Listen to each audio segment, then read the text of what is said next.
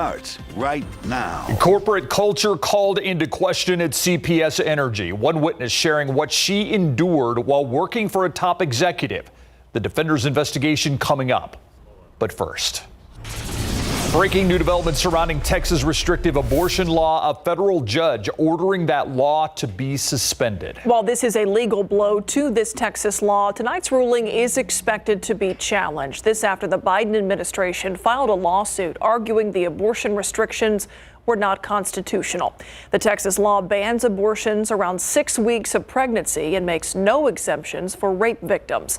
With tonight's ruling, abortion services in Texas may not immediately resume as some doctors wait for a more permanent legal decision. Is silence standing in the way of justice for a family in mourning? 24-year-old Jared Mendoza was shot inside his northeast side apartment on Sunday.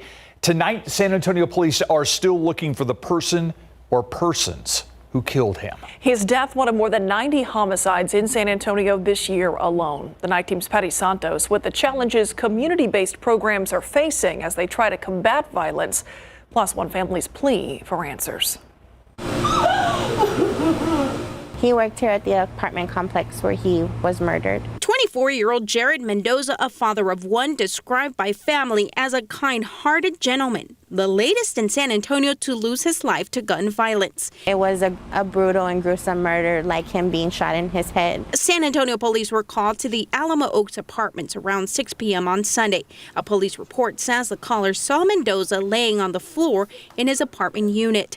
SAPD reports 94 homicides from January to August this year. They know who did it. The family says many neighbors told them what happened before and after the shooting. Because of the side of town that it's like and the environment and things like that, we're welcoming to talking to my mother about it, but don't want to come forward and talk to the police. Silence in a neighborhood traumatized by violence is where community violence intervention programs shine, says Jill Switzer with Texas Gun Sense. There's about 4 or 5 of these community violence intervention programs, and that's not enough for a state as big as Texas. Groups that have their ear on the ground and can intervene before guns come up.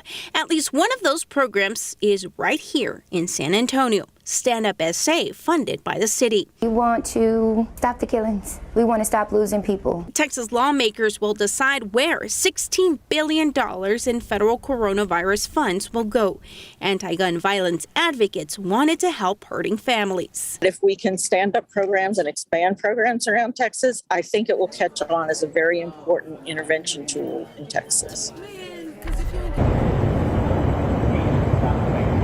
And if you have information or tips that can help Jared's family get some justice, you are urged to call SAPD Crime Stoppers at number 210-224-STOP. And if you want to support the state funding for more community-based anti-violence programs, we have information on how you can reach lawmakers on KSAT.com. Steve, Myra. Thank you, Patty. Gun violence, an issue many across the nation are facing. Just today, a student pulled out a gun during a school fight in Arlington. That student in custody, 4 victims hurt amidst the chaos. The Night Team's John Paul Barajas in Arlington tonight. He joins us from that high school campus. He spoke with students who were there. John Paul, have police said anything else about this case? Steve, police said that 18-year-old suspect actually turned himself in with a lawyer today. He's now being held on a $75,000 bond. As for police, they were here all day, but they're no longer here. It's completely cleared out. The crime scene tape was rolled up probably about 2 hours ago, but the detective work here is still far from over. First responders swarmed Timberview High School and tactical units made their way into where Nueva's sister was waiting for him. So it was just like, thank God he's okay, because I saw a lot of people hugging their the students, and I looked at him and I was like, oh, thank you, like, you're okay. He was like, I'm okay, like, it's fine, I'm fine. And police still have lots of questions to be answered. They want to know why the fight started and how Simpkins got his hands on that gun. Meanwhile, school officials here have said classes tomorrow will be canceled. In Arlington, John Paul Barajas, KSAT 12 News. Thank you, John Paul. Although the shooting in Arlington was not an active shooter situation, the shooting comes just days after a former student opened fire near a school's entrance in Houston. The organization Everytown found mass shootings in schools are less common. They started tracking gun violence in schools nationwide after what happened in Sandy Hook. The organization says the far more common gun violence incidents involved arguments that escalated and acts of domestic violence. Guns generally come from home, family, or friends. Everytown offers several solutions, including establishing threat assessment programs in schools to intervene before someone commits violence. It says studies show schools that have these kinds of programs see only a small percentage of students carry out violent acts or try to.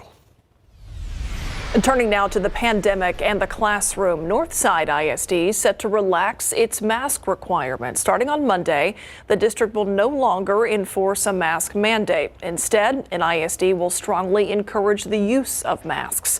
The district says this change comes as the local number of cases continues to decline. And let's take a look at those numbers. A new COVID-related death reported today. In the past 7 days, we've seen an average of 403 COVID cases reported per day. Tonight, 530 COVID-19 patients remain hospitalized, meaning the healthcare system is still strained. 188 patients are in the ICU and 96 are on ventilators in order to breathe.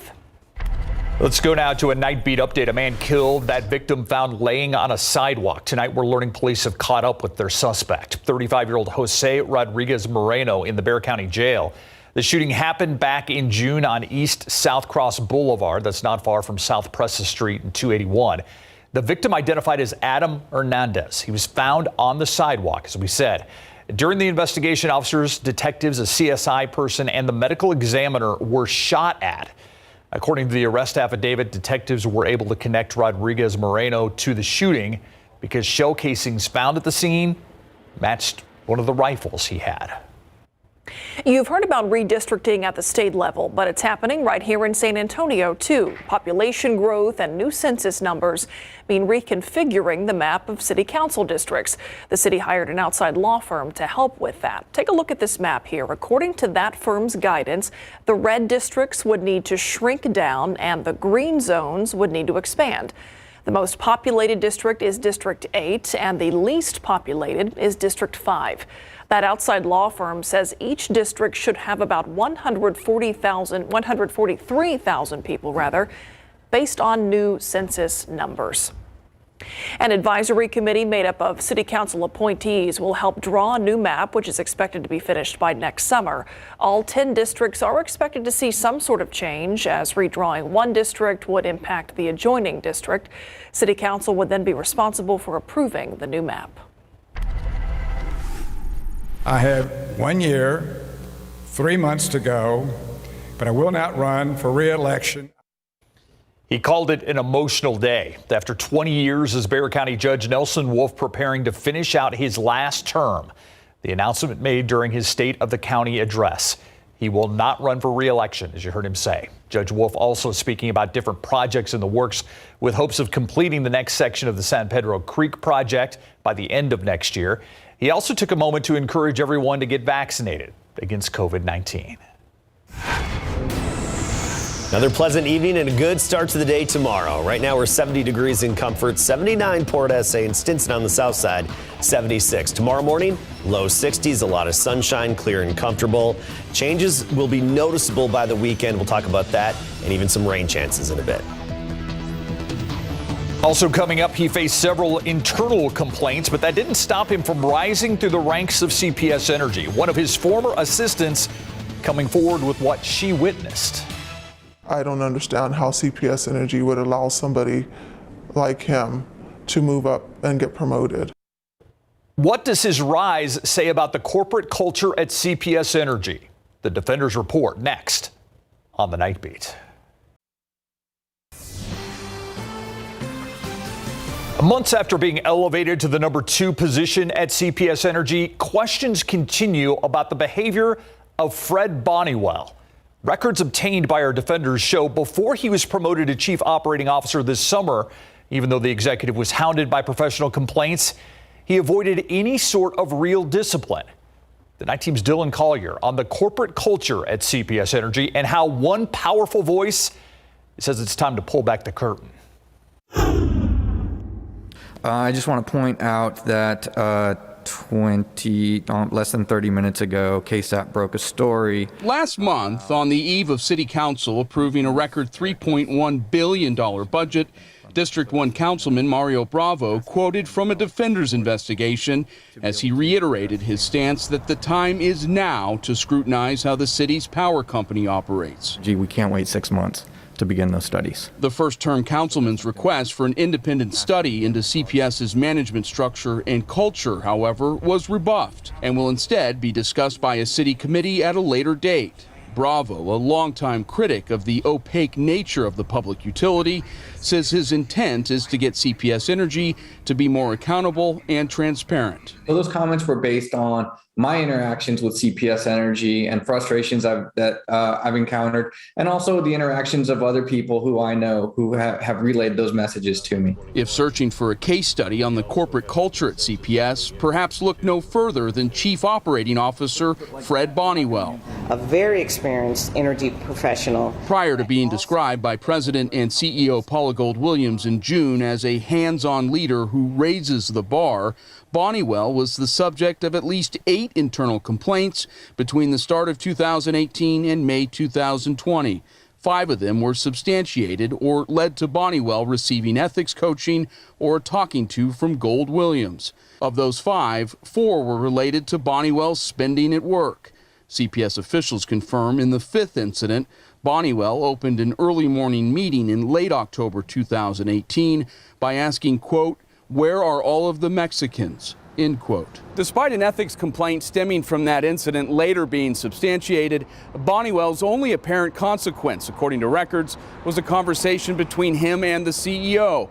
Bonnewell's personnel file covering his nearly 7 years with the utility does not include a single document in the corrective action section. I don't understand how CPS Energy would allow somebody like him to move up and get promoted. This woman, who we'll call Beth, asked us to conceal her voice and identity to protect her anonymity at her new job. Beth served as Bonnewell's executive assistant from January to May last year. What was it like working for Fred Bonnewell? It was not a comfortable situation. It was not something that I'm used to, and I've been as an assistant supporting chiefs for over 20 years, and I've never had someone treat me, and pretty much I felt like a ghost. Within 2 weeks of starting, Beth said she was contacted by the utility's ethics department and told Bonnewell was being investigated for possible misuse of a utility purchasing card. Weeks later, with the country in the grips of a COVID-19 lockdown, Beth said she got a call from one of Bonnewell's chiefs of staff. Like my second day working remote, I was called by his chief of staff and said, why didn't I provide lunch for Fred? Beth said she was forced to emerge from isolation and search a desolate downtown, foraging for food for her boss, even though CPS's building at the time had its own cafeteria. She eventually arranged for a caterer at CPS to prepare meals for the executive. Honestly, he made me feel like I didn't have a purpose there. Like my only purpose was to get him coffee and get his meals. I'm like, I'm not a servant. I'm an assistant. These allegations, filed by Beth with corporate compliance and ethics a day before she resigned last year, detailed the COVID meals incident and outlined specific issues she saw and how Bonnewell used his purchasing card. The 4th time in 15 months, someone had come forward to lodge a complaint about Bonnewell's purchasing habits. Beth said ethics never provided her an update. I think we've seen a lot of reason to give us concern, and that's why I think we need this study. For the defenders, Dylan Collier, KSAT 12 News. CPS officials did not respond to repeated requests to make Bonnewell available for an interview. The utility handed over purchasing records for Bonnewell and members of his staff last week.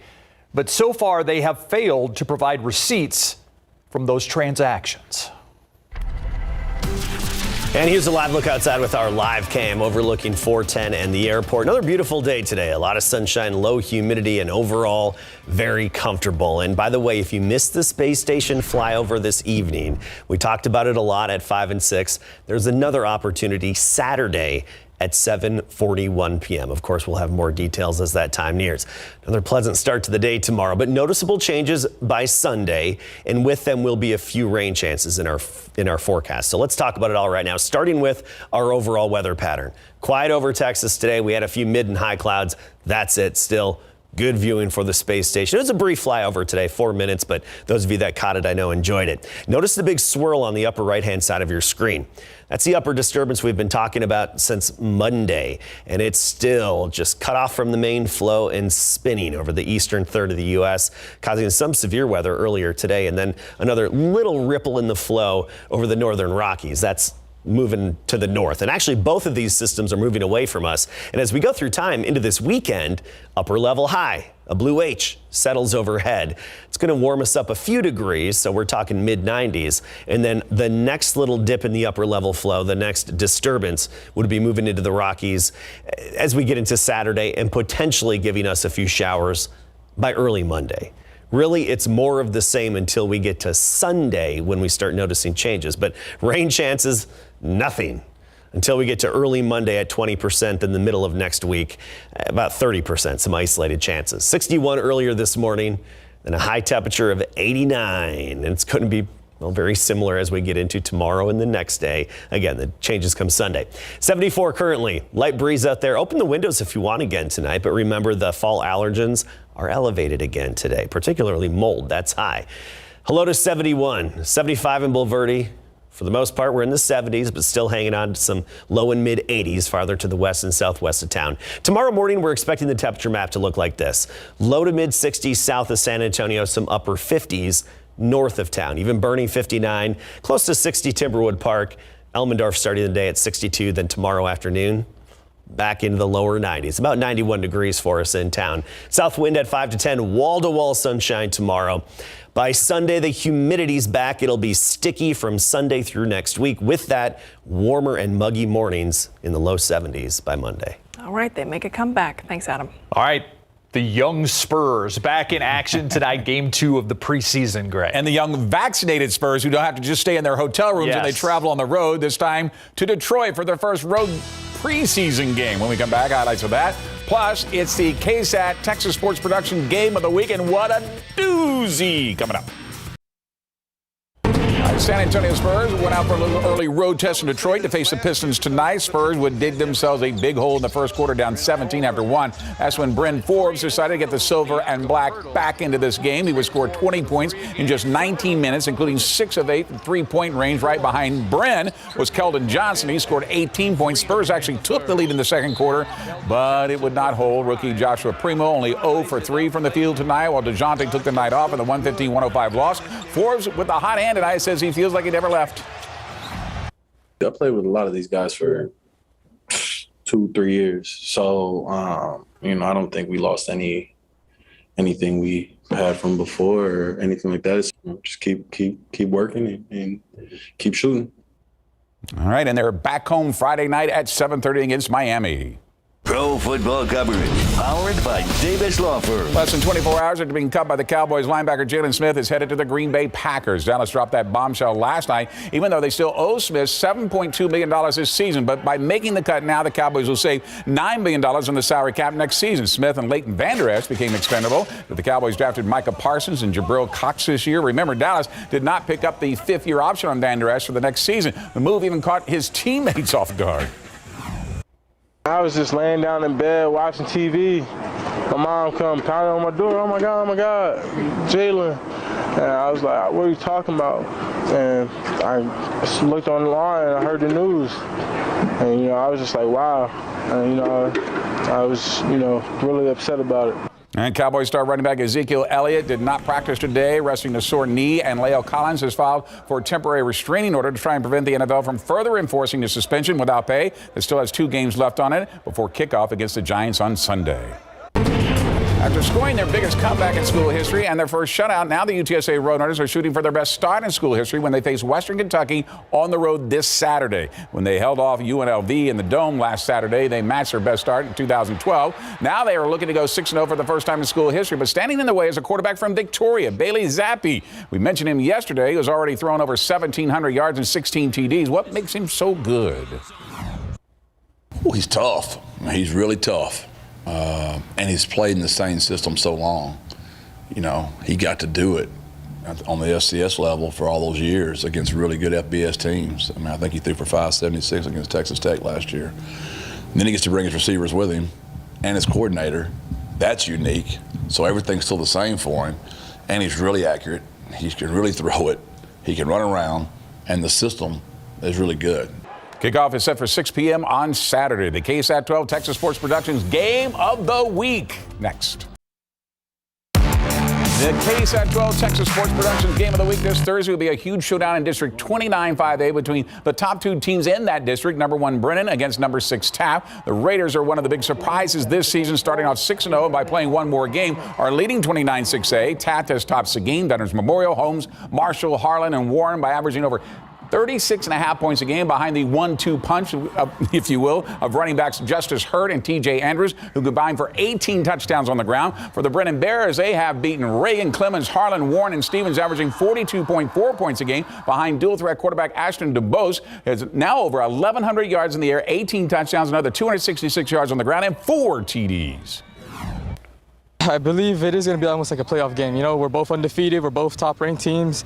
You know, we both bring what we bring to our, teams. This is honestly our district championship game. But at the end of the day, like, there's a lot of pressure on them. They've been known to beat us a lot. So there's no pressure on us, really. This is probably one of our biggest games of the year, Taft's probably are going to be our best opponent for sure. They're undefeated, we're undefeated. It should be a good matchup. Oh, this is an important game. This is basically our district championship, Both teams coming in undefeated and, ready to do some great things. And you can see it all live on KSAT 12.2, courtesy of Texas Sports Productions, live tomorrow night at 7. On behalf of Northside Lions organization and our Lions Charitable Foundation, I'd like to donate this check for $2,000 to the St. Vincent de Paul. Our friends at the Northside Lions Club with a special presentation to the Society of St. Vincent de Paul today from President Leon Portillo and Sam Pentusa. We congratulate them and we thank them very much for their kind check. It'll be well used, I can assure you, for the needy of our community. And don't forget our Cowboys Camp board that was presented as well from Oxnard, California, with Dak, Trayvon's, and Jerry Jones' signatures will be auctioned off at the St. Vincent de Paul's Gala. And you can see Jerry just signing away there. He's always one of the first and happiest about it. And the biggest. And the biggest. By the way, he is the owner. The Taft against Brennan, Yes. It could also be the battle of the Supreme Court justices. There you go. Clever. Maybe, work that in there somehow. Just weave that Just in an idea for you, Greg. Some of the highlights there. We'll be right back. That does it for the Night Beat. Don't forget Good Morning San Antonio at 4:30.